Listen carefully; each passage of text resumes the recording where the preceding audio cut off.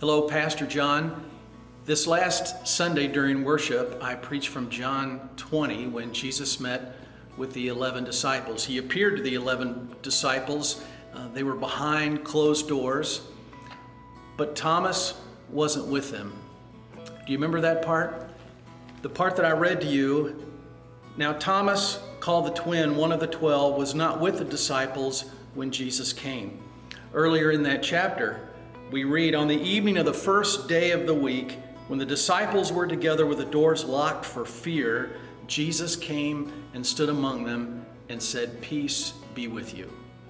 Now, the part of the story that we're so familiar with is that Thomas wanted proof.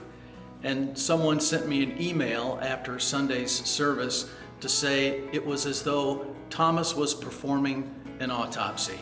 Remember, he wanted to touch Jesus. Let me touch where the nails pierced your hands and where the spear pierced your side. I think more correctly, because Jesus was alive, not dead, it was more like he wanted to do a physical exam, which made me think about physical exam, touching Jesus, touching one another. It's so important. One of the lessons I believe we learn from this encounter with Thomas is that he wasn't with the disciples. He missed seeing Jesus because he wasn't with the rest of the disciples. He wasn't among them. Fellowship is so important. Being together is so important. And maybe over these last weeks, we have all learned that more than ever. But we still have an opportunity to touch Jesus. We still have an opportunity to touch one another, to be engaged in worship and Bible study. John H.B. has been doing a class on Wednesday nights.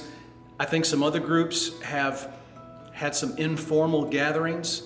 I know that some of you have delivered things to other church members and put them on their porch, or sent notes, or called. These are ways that we stay connected, and it's so important that we do that so we don't miss God's presence, God's blessing in our lives, as did Thomas. So stay connected during these weeks that we are not able to physically be together. But it's important that you take that step. Thomas wasn't there. That was a conscious decision that he made. It's important for all of us to make a conscious decision to be present, to be a part of the body of believers, even when we're not together. God be with you.